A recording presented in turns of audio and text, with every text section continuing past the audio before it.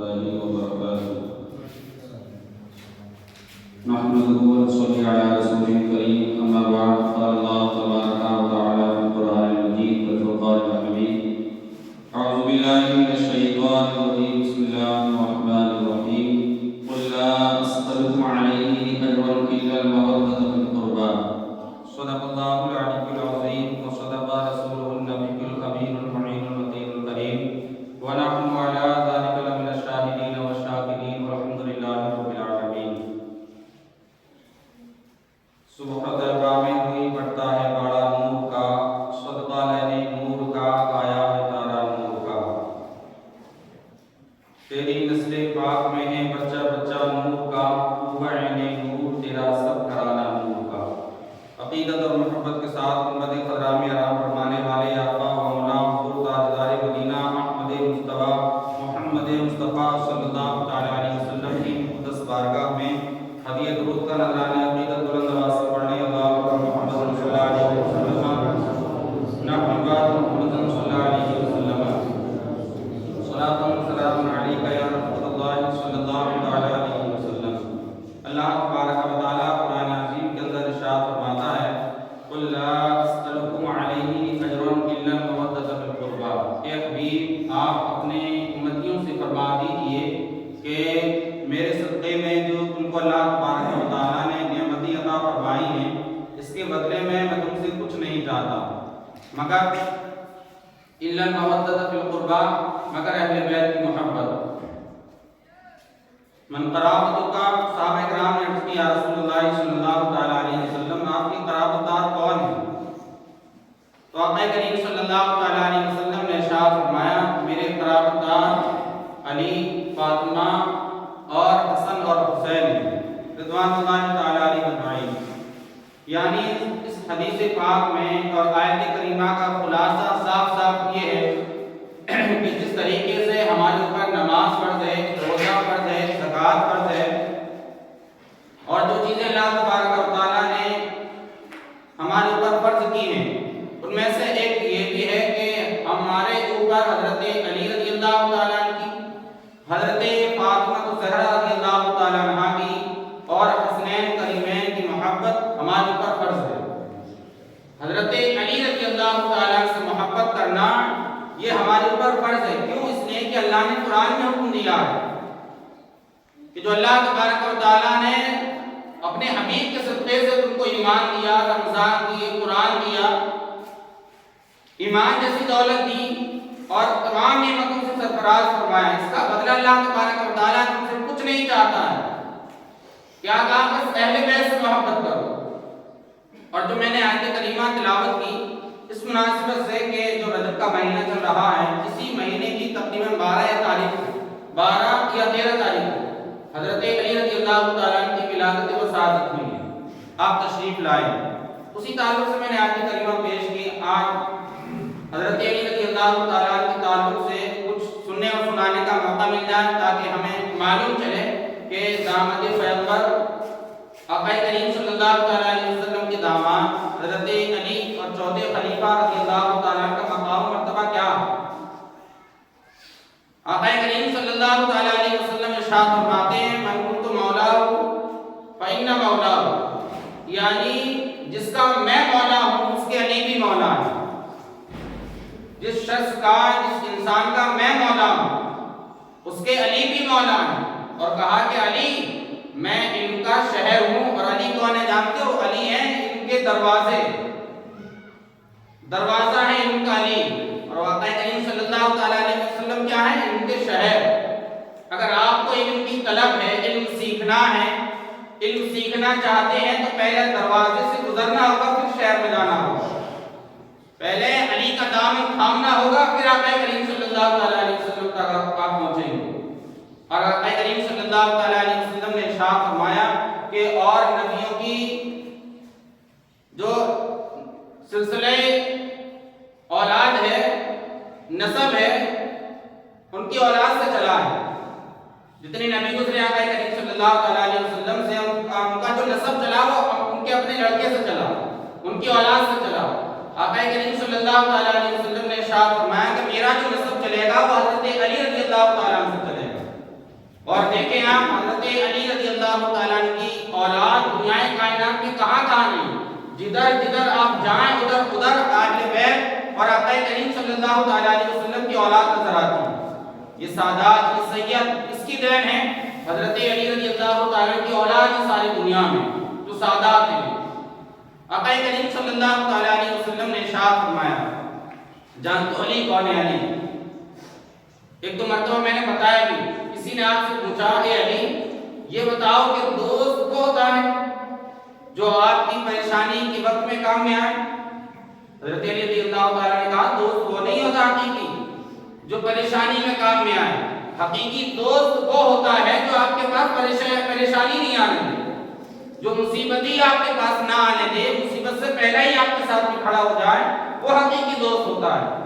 کسی نے کہا علی ہم نماز پڑھتے ہیں، قرآن پڑھتے ہیں، لیکن ہمیں سکون نہیں ملتا، تو حضرت علی رضی اللہ تعالیٰ فرمانے لگے اگر تمہیں نماز پڑھنے سے سکون نہیں ملتا ہے تو سکون سے نماز پڑھ لیا کرو، سکون ملنے لگے۔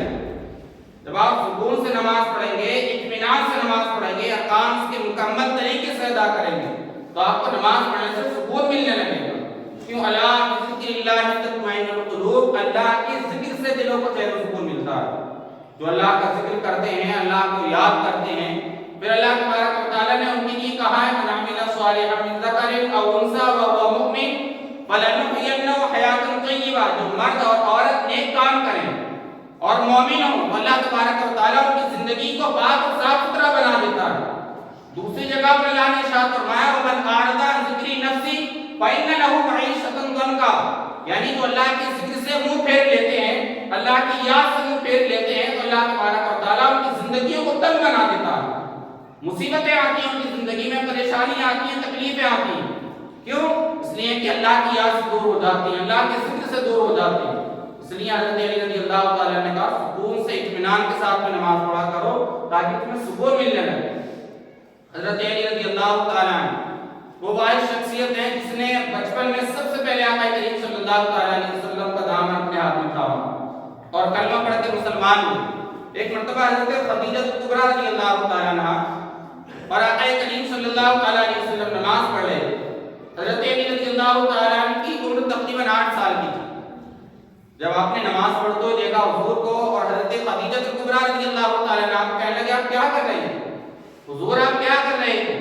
تو آقا کریم صلی اللہ تعالیٰ علیہ وسلم نے ارشاد فرمایا ہم اللہ وحدہ لا شریک کی عبادت کر رہے ہیں اور یہ ہمارا دین ہے، یہی ہمارا دین ہے، ہم اللہ کی عبادت کر رہے تھے، اس کے علاوہ کوئی عبادت کے لائق نہیں ہے۔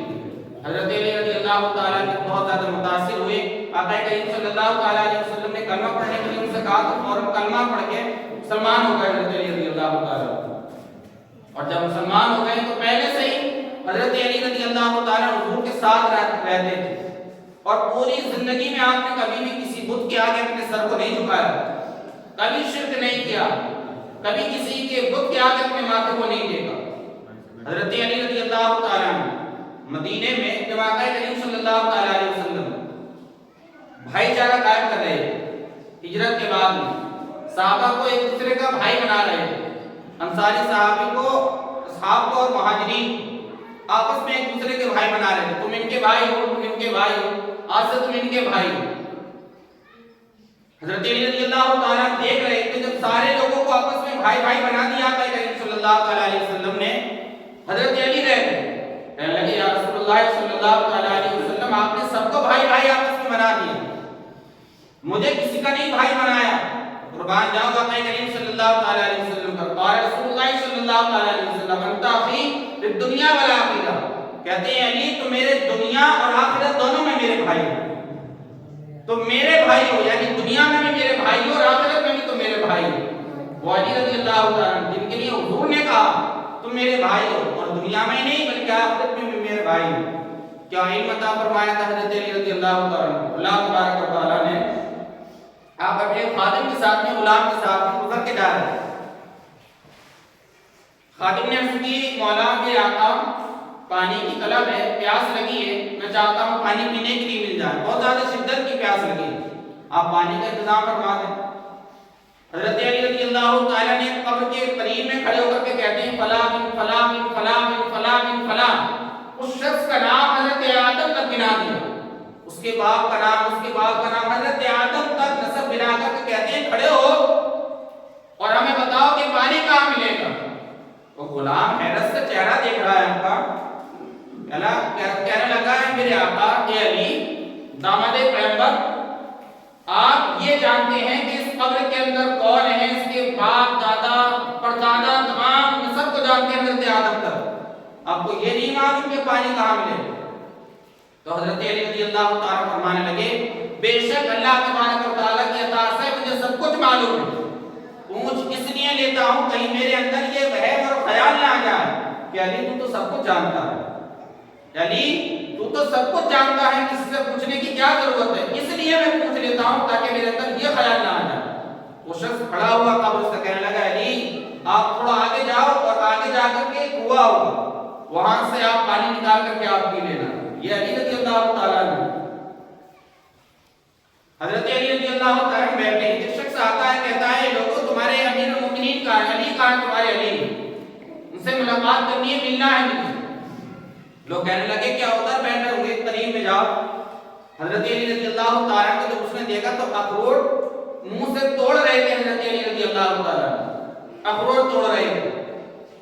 وہ شخص کہنے لگا کہ یہ علی ہیں، یہ علی ہیں، انہوں نے باب خیبر کو اکیلے تنہا اکھاڑ کے پھینک دیا تھا، اکیلے باب خیبر کے دروازے کو اکھاڑ کے پھینک دیا تھا، ایک منہ سے ایک اخروٹ نہیں ٹوٹ رہا ہے، ان سے بڑی طاقت لگا رہے ہیں۔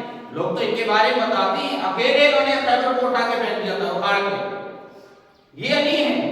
حضرت علی رضی اللہ تعالیٰ کہنے لگے کیا کہہ رہے ہو بھائی، کیا سوچ رہے ہو تم کہ اس علی نے خیبر کو اکھاڑ کے پھینک دیا تھا، اخروٹ نہیں ٹوٹ رہا ہے؟ آپ سیدھے بیٹھے، امامہ شریف سر پہ رکھا اور کہا کہ جو میں نے خیبر کو اکھاڑ کے پھینکا تھا وہ ایمان کی طاقت اور قوت سے اکھاڑ کے پھینکا تھا، جو اخروٹ توڑ رہا ہوں یہ اپنی طاقت اور قوت سے توڑ رہا ہوں، وہ ایمان کی طاقت اور قوت تھی جو میں نے اکیلے تنہا باب خیبر کو اکھاڑ کے ایک طرف پھینک دیا تھا۔ کہا آج بھی اگر کوئی خیمہ ہے تو لے کے آؤ، آج بھی اکیلے تنہا اکھاڑ کے پھینکنے کے لیے میں تیار ہوں۔ علی رضی اللہ تعالیٰ اللہ تبارک و تعالیٰ نے کتنا کمال اور عطا فرمایا۔ حضرت علی رضی اللہ تعالیٰ کی فضیلت میں جتنی احادیث کا مطالعہ کرے گا میں جگہ جگہ پر آقا کریم صلی اللہ علیہ وسلم نے حضرت علی رضی اللہ تعالیٰ کی فضیلتوں کو بیان کیا۔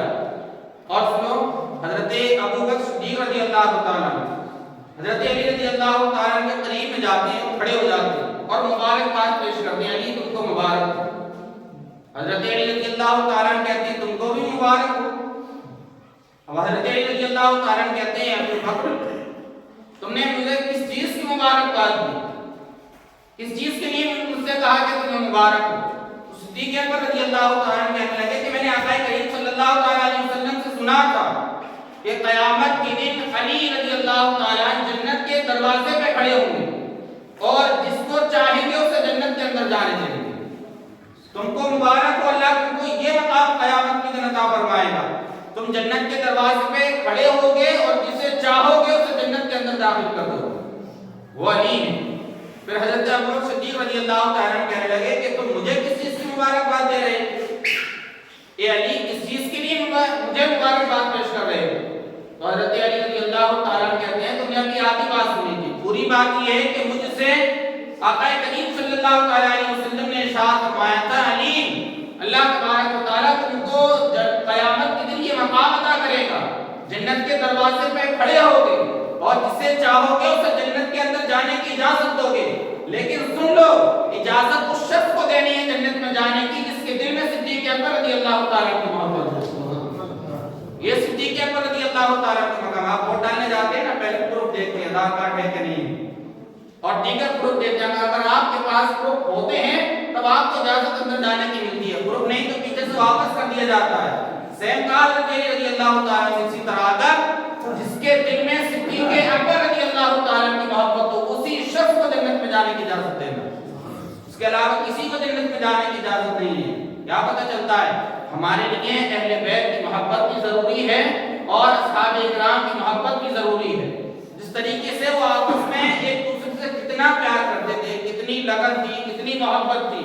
ایک مرتبہ حضرت ابو بکر صدیق رضی اللہ تعالیٰ حضرت عمر فاروق اعظم رضی اللہ تعالیٰ عنہ اور حضرت سعد بن معاذ رضی اللہ تعالیٰ عنہ مسجد نبوی میں بیٹھے تھے اور مشورہ کر رہے تھے چلو حضرت علی رضی اللہ تعالیٰ عنہ کے پاس چلتے ہیں اور ان سے کہیں گے کہ حضور کی بارگاہ میں جائیں اور حضرت فاطمہ الزہرا رضی اللہ تعالیٰ عنہ سے نکاح کے متعلق بات کریں.